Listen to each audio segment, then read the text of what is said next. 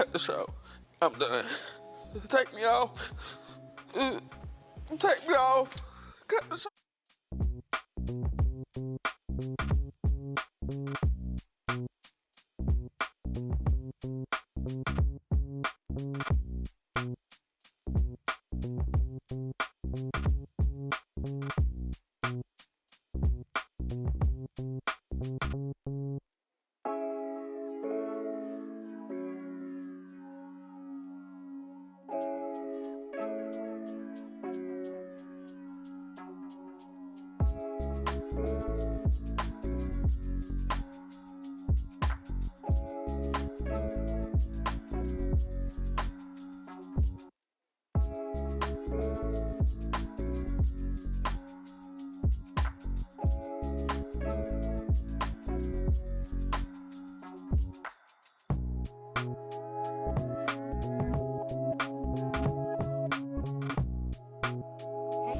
So as you can see, I went to my local library and I went ahead and I picked up a haul of books. So let's get into this week's haul. But first, if you are new here, welcome to my channel. My name is Shantae. The channel is called Hippie Hustle. And here we talk about books and Bath and Body Works and running and all of the hobbies that I enjoy. So please don't forget to like and subscribe to my channel because I am just so happy you're here. Liking and subscribing is going to encourage me to keep making this type of content and to just let me know that it's something that I'm worth doing. I'm not like other content creators where this is my only source of income. This is something I do on the side. I have a full-time job. I'm just here because I really like it, but I would love to explore it on a larger level. And of course we want to grow and all that other stuff. So I said all that to say like and subscribe my channel. I am just so happy you're here. So I just made me some peppermint tea and girl, I am just so ready to get into these books. So let's go ahead and do it. Yep. My big old Barnes & Noble's bag and we got us some books. So let's talk about what we got from the library. First, The Heaven and Earth Grocery Store by James McBride. I was shook when I saw this book on the shelf. So I went in and I was just thinking like it was going to just whatever. So I like to go and I like to look at the new releases. And then I went over to the new releases because you see it's a 14-day loan and this was like there. And I was like, is this real? Like, this is not the hold section. And then I was like, no. So I went to go check it out. And when I went to go check it out, it said that it already had a hold on it. So I went to the library assistant and I was like, hey, this book says it already has a hold on it. So I was going to prepare to give it back and be like, all right, because I've been on hold with it on Libby for probably like 6 weeks now. So she was like, nope, it was on the shelves. That was no fault of your own. Go ahead and take it. What? Of course I'm going to go ahead and take it. So I went ahead and I picked it up. I'll read you the synopsis. How about that? So it says, in 1972, when workers in Pottstown, Pennsylvania were digging the foundations for a new housing development, the last thing they expected to uncover was a human skeleton. Who the skeleton was and how it got buried there are just two of the long-held secrets that had been kept for decades by the residents of Chicken Hill, the dilapidated neighborhood where immigrant Jews and African Americans live side by side, sharing ambitions and sorrows. Chicken Hill was where Moshe and Chona Lolo lived when Chona ran the Heaven and Earth grocery store, which served the neighborhood's quirky collection of Blacks and European immigrants, helped by her husband Moshe, a Romanian-born theater owner who integrated the town's first dance hall. When the state came looking for a deaf Black child, claiming that the boy needed to be institutionalized, Chicken Hill's residents, roused by Chona's kindness and the courage of a local Black worker named Tate Timblin, banded together to help keep the boy safe. As the novel unfolds, it becomes clear how much the people of Chicken Hill have to struggle to survive at the margins of white Christian America and how damaging bigotry, hypocrisy, and deceit can be to a community. When the truth is revealed about the skeleton, the boy, and part the town's establishment played in both, McBride shows that it is love and community, heaven and earth that ultimately sustain us.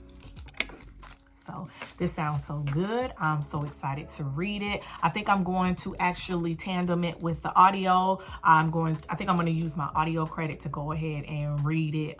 So I'll probably start it today.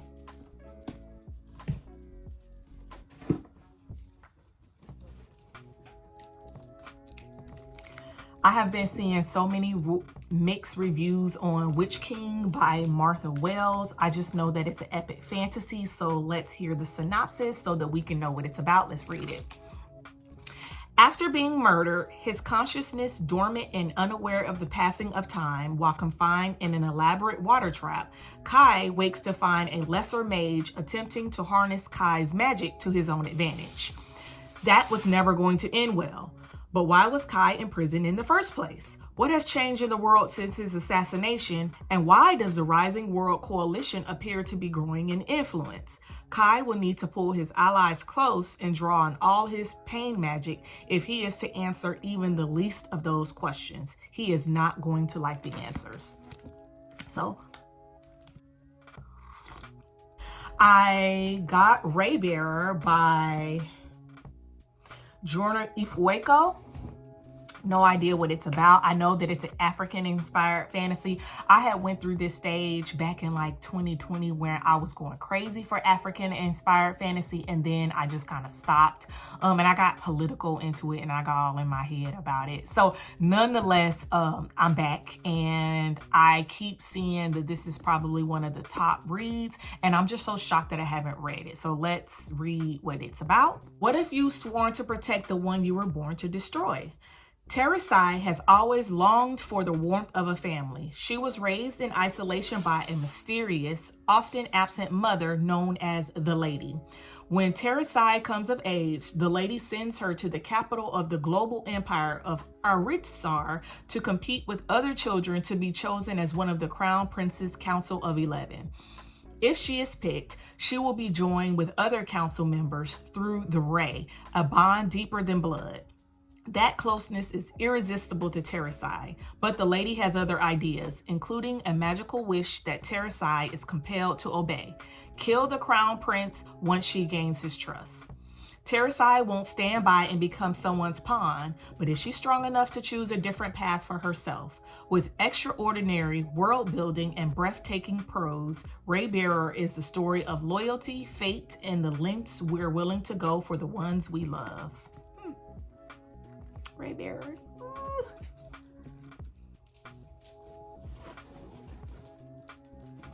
Oh, this was a complete cover buy. Never ever heard of it, but look at it. Yeah, it's called The King is Dead. Long Live the Scandal, and it's by Benjamin Dean. And of course, we looked in the back. If you know, you know. All right, let's read what this one is about. I always pick up these little bookmarks from the library. Got like a million of them. I don't know why I do that, but here we go. As the first Black heir to the British throne, James is no longer to the burden of the crowd. While he would prefer the shadows to the limelight, his duty is to the kingdom. So when he falls for a handsome palace intern, they swear each other to secrecy. Then the king dies, his boyfriend goes missing, and James's secrets come spilling forth across tabloid pages. Threatening messages start appearing throughout the palace, and every skeleton in the royal closet becomes public knowledge. Soon, James finds himself on the precipice of ruin, and the people he trusts the most become the likeliest suspects. What dangers lurk behind the palace walls, and will the new king find out before it's too late? This heart-pounding thriller will have readers ripping through the pages, desperate to find out the lies and secrets buried beneath his reimagined throne. So, royalty, killing, love, forbidden love.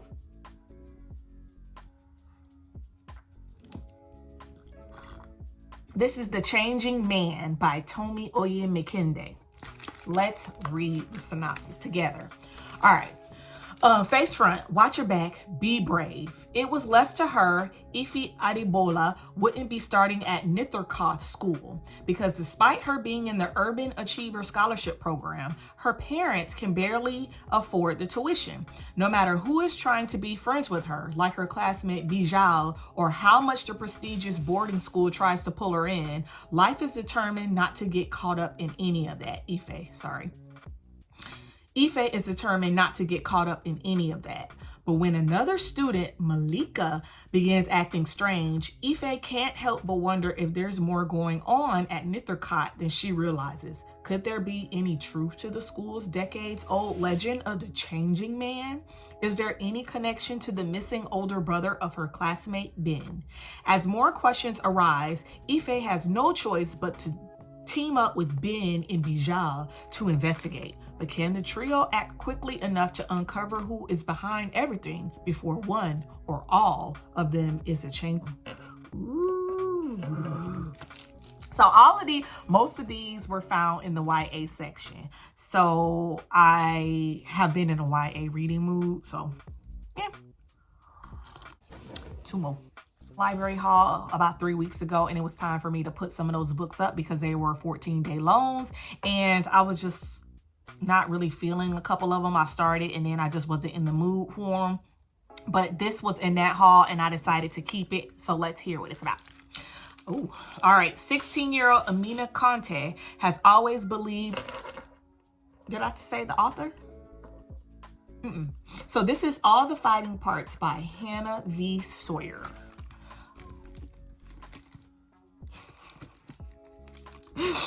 All right, 16-year-old Amina Conte has always believed in using her words as her weapon, even when it gets her into trouble.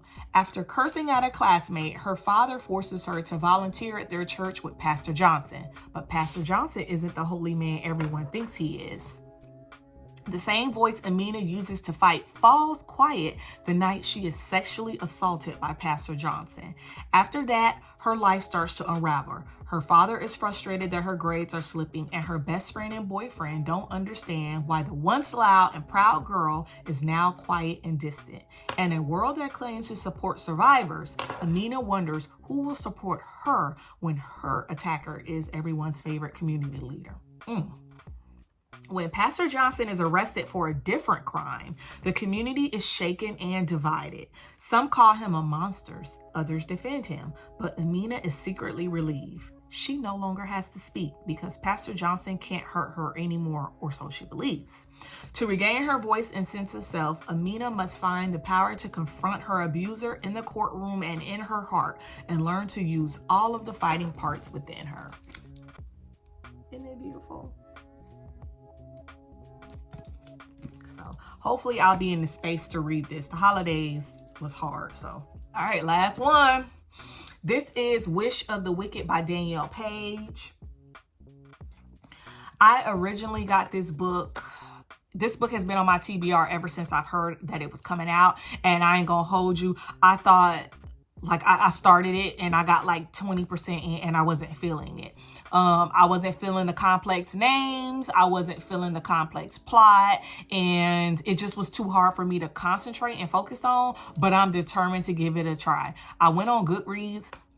The Goodreads reading was not that good. And I think that steered me from not reading it. I try not to add the book until I'm like 50% in, because when the Goodreads rating is low, like in the back of my head, I start to think that it's not a good book, because I'm one of those people that rarely does Goodreads steer me wrong. So I tend to like popular books, and I tend to like, I'm basic. Like, I'm very basic in my reading. Like, it doesn't take very much to excite me, just a good story. Like, I'm not all into the prose and all of this other stuff. I just need a good story. And so when I saw that this book has such a low rating, I was just like, okay, so it's not just me. But I want to give it a try because I really enjoy Danielle Page's writing. I have read The Ravens by her, and Dorothy Must Die series, and I talk about this series a lot in my little book vlogs, it kind of like really gave me an in into the type of stuff that I like to read, which is retelling. So I'm going to give this one a try. So I'm going to read the synopsis. I already know what it's about, but I'm going to read it for you. Okay. All right. So everyone knows a fairy godmother helped Cinderella get to the ball, but no one knows why. For centuries, Pharaoh's family, the Intente, served as magical advisors to the queen. Their wisdom and foresight kept the 13 queendoms in harmony until a new queen, Margaret, takes power, outlaws magic, and executes the Intente. Only Pharaoh survives, with her magic warped beyond repair. She can now use it only my kids. This is every video. Y'all know this, okay? Since that day, Pharaoh has dreamed of revenge. The one way to reach the queen is through her son, Prince Mather, who is nearing the age when he must select a bride. When a special ball in his honor is announced, Pharaoh sees her opportunity.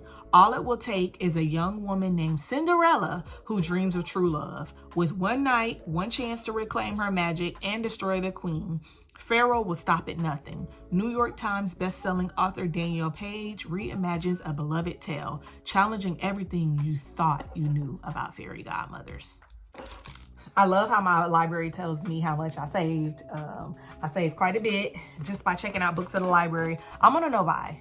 Like, I'm not buying any books. I'm just not doing it. And so, yeah, library time. So here's my stack. Ooh. Do y'all want a vlog of me reading these books? I think I'm going to vlog reading the Heaven and Earth grocery store.